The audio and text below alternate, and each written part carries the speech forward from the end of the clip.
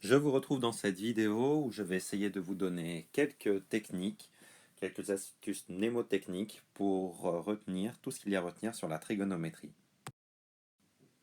Tout d'abord, les valeurs remarquables du cosinus et du sinus. Euh, Comment retenir ce tableau de valeurs remarquables? Tout d'abord, les points cardinaux. Pour x égale 0, en imaginant le cercle, on trouve que cosinus de 0 est égal à 1, sinus de 0 est égal à 0, et que cosinus de pi sur 2 est égal à 0, et sinus de pi sur 2 est égal à 1. Ces valeurs ne sont pas compliquées à retenir. Ensuite, pi sur 4. Pi sur 4, c'est notre ami. Pi sur 4, il est au milieu, son cosinus et son sinus sont égaux, les deux valent racine carrée de 2 sur 2.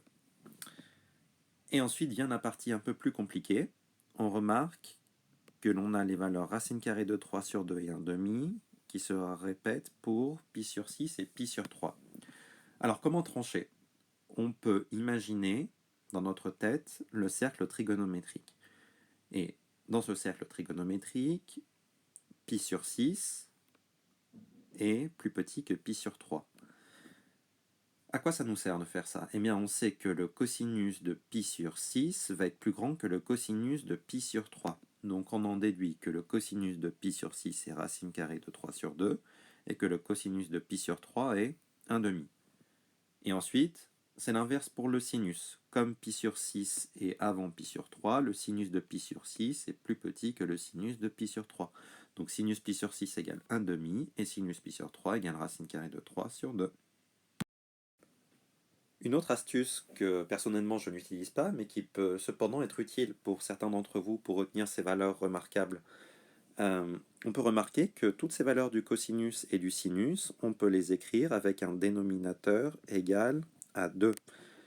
Et que le cosinus est décroissant sur l'intervalle 0 pi sur 2, ainsi que le sinus est croissant sur l'intervalle 0 pi sur 2. J'obtiens donc cosinus de 0 égale racine carrée de 4 sur 2, cosinus pi sur 6 racine carrée de 3 sur 2, cosinus pi sur 4 racine carrée de 2 sur 2, cosinus pi sur 3 racine carrée de 1 sur 2, et cosinus pi sur 2 racine carrée de 0 sur 2. On obtient racine carrée de 4, racine carrée de 3, racine carrée de 2, racine carrée de 1, racine carrée de 0 sur 2. Et pour le sinus, c'est l'inverse, lui il est croissant. Donc on démarre à racine carrée de 0 sur 2, et on termine avec sinus pi sur 2 égale racine carrée de 4 sur 2. Malheureusement, pour ces angles associés, il n'y a pas vraiment de moyen mnémotechnique de s'en souvenir. En revanche, on peut s'en souvenir d'un point de vue géométrique. En plaçant un point M sur le cercle trigonométrique de coordonnées cosinus x, sinus x, et en plaçant un point M' de coordonnées cosinus moins x, sinus moins x, on en déduit facilement que cosinus de moins x égale cosinus x, et que sinus de moins x égale moins sinus x.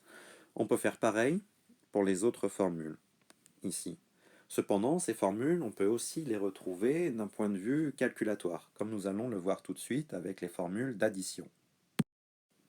Justement, ces formules d'addition qui sont probablement les plus compliquées à retenir, je vais vous donner deux moyens mnémotechniques pour vous en souvenir.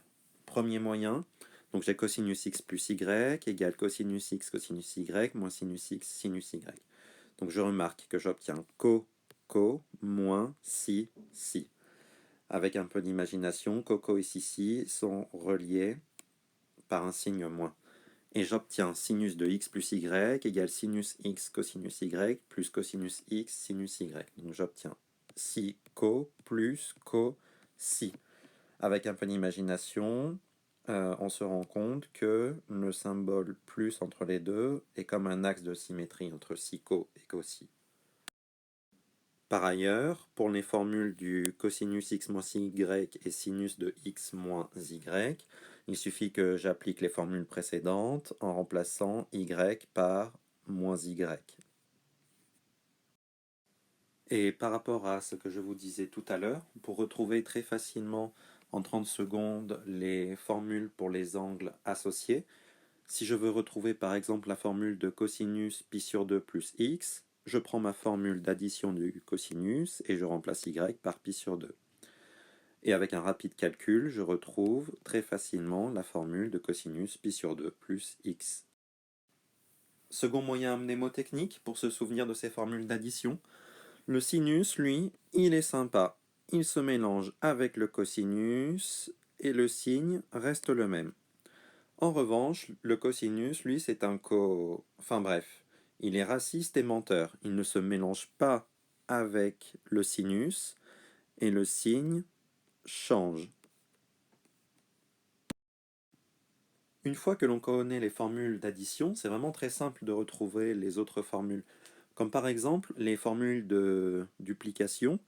Comment je peux retrouver facilement cosinus 2x? Cosinus 2x, c'est cosinus x plus x. Donc en appliquant ma formule d'addition et en appliquant la formule cosinus carré plus sinus carré égale 1, je vais retrouver très facilement ces trois formules.